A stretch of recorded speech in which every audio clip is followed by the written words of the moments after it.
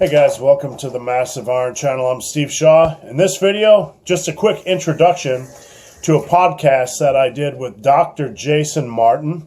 The podcast is called Beauty and the Surgeon. You can find the complete link down below to the hour and 7-minute long podcast. I really encourage you to watch the entire thing.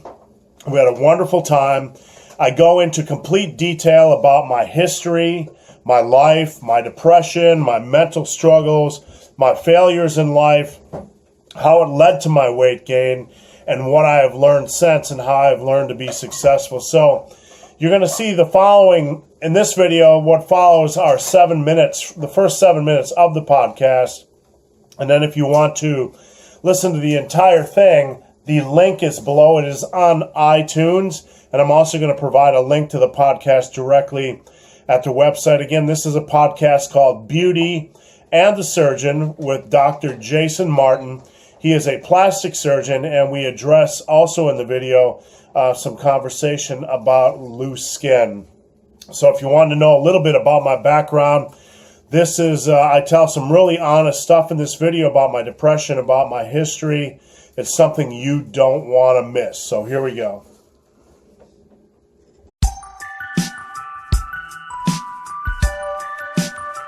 Welcome to Beauty and the Surgeon with Dr. Jason Martin, the podcast that gives you insight on cosmetic surgery, aesthetic medicine, aging, health, fitness, nutrition, and more. The doctor will see you now. All right, welcome back. This is Dr. Jason Martin. Again, I'm a board-certified plastic surgeon with emphasis on cosmetic surgery and aesthetic medicine. I'm with Amy again, who, by the way, I always fail to point out that she's a nutritional therapy counselor, NTC. We have an amazing guest. We have an amazing guest. So I don't know if you could go as far as say that Amy and I stalk him online, but I would say it's more fangirling him online. I don't know if I can do the fangirl thing, but the fanboy thing for our guest, Steve Shaw. How you doing, Steve? Good, thank you. And I take all the stalkers I can get. I actually stalk myself because sometimes I can't believe the life I have now. So I have to check my own social media and say, am I a real person? Exactly. I know the feeling in a small way. Guy. Yeah, we know that. Yeah. So just real quick, introduction. Steve Shaw, he's owner-creator of MassiveIron.com, executive editor at TigerFitness.com. And that's, for people that don't know, it's like one of the largest supplement companies in the United States, basically related to bodybuilding. He's on Instagram at Ben the Barman, and if you know him, then you also know him as the big, hairy, ugly dude. Yes, you got to be an OG to know that. Yeah, we'll go into that. He's a musician and songwriter, but why do we have him on today? Well, as we've talked about before, this podcast is basically revolving around education, empowerment, and most importantly, transformation. And Steve has a truly amazing transformation story that's even more amazing because it's midstream, midlife. And Steve has been very open and candid on his YouTube channels, which you should definitely follow, on Instagram at Ben the Barman, about the struggles he had in his life and the fact that he made amazing transformation midstream, which is really, really hard to do. So that's what we want to get into now. And I think that, obviously I'm a plastic surgeon, Amy's a nutritional therapist. What does this have to do with Steve? It really has everything to do with what Steve does because he put himself out there, he made the effort, he changed his life, and it wasn't pretty at times, and hopefully we'll get into that, but it's a truly amazing story. So thanks for coming on, Steve. We really appreciate it. Yeah, absolutely. It's a pleasure. So why don't you tell us about yourself, and more importantly, where are you right at this moment? I am in Lebanon, Ohio, near Cincinnati, right outside of Cincinnati, in a beautiful little small town.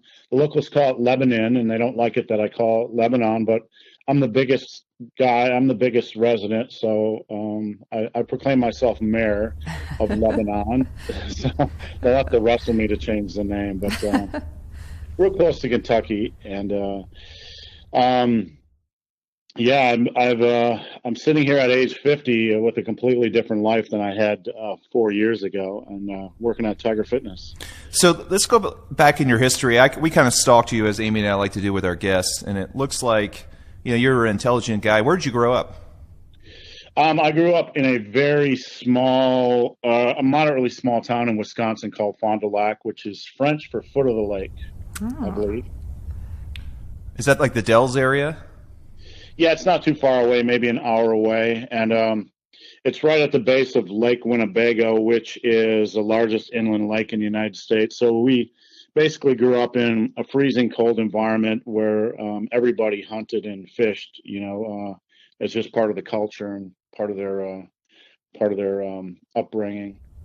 I have always wondered what people in the middle of the country do where it's cold a lot of the time and you can't ski. So they hunt. You hunt and ice fish. You hunt and ice basically. fish. Yeah, we have a lot. They had a lot of ice activities like ice sailing and snowmobile racing and beer drinking. And I think the beer drinking and eating is endemic up there, my friend. right, nothing to do during winter but eat. Yeah. So it looks like you ultimately went to New Mexico, right, for astrophysics. I mean, this blew me away. You went to New Mexico Tech?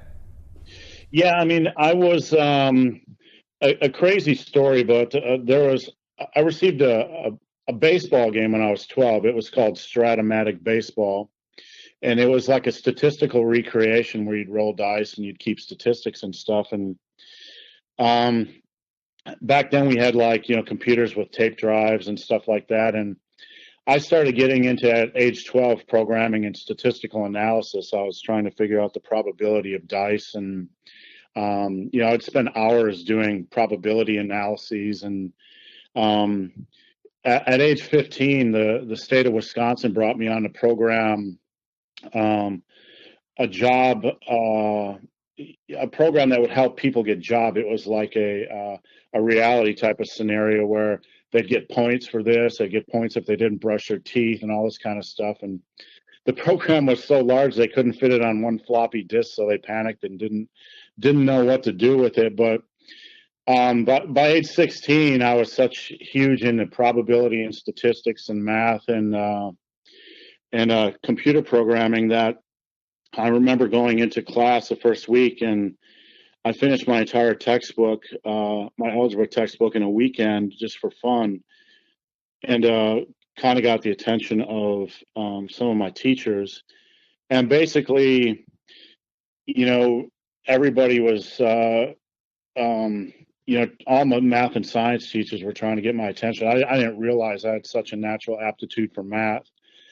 But yeah, I ended up going to New Mexico Tech to study astrophysics. I'm not sure if you've seen the movie Contact, but it was they have a very large array in New Mexico, and it was featured in the movie Contact with Jodie Foster, and that movie's about space and whatnot. And that's where I studied astrophysics. And